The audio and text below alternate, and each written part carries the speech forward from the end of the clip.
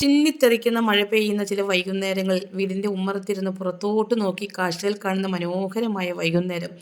നമ്മളുടെ കൂട്ടിനായി ഒരു ഗ്ലാസ് കട്ടൻ ചായയും അതിനോടുകൂടി കുറച്ച് ഇടിയവലും ഉണ്ടെങ്കിൽ ഹോഹോ, ഒന്നും മറക്കാൻ പറ്റാത്ത അനുഭവങ്ങൾ, എന്നും കഴിക്കാനും ഓർമ്മിക്കാനും തോന്നുന്ന ഓർമ്മകൾ. അങ്ങനെ എൻ്റെ ഇന്നത്തെ വീഡിയോ ഒരു ഇടിയവൽ മീലിനെ കുറിച്ചാണ് കേട്ടോ.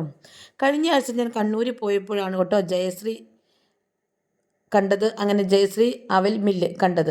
പിറ്റേ ആഴ്ച പോകുമ്പോൾ അവിടെ എന്തായാലും കയറണം എന്ന് തോന്നി. അതിനെക്കുറിച്ച് ചോദിച്ച് മനസ്സിലാക്കിയാണ് അന്നേ ദിവസം വന്നത്. അങ്ങനെ ഇന്ന് അവിടെ കയറിയതാണ്. എല്ലാ സാധനങ്ങൾക്കും വില വളരെ കുറവാണ് കേട്ടോ.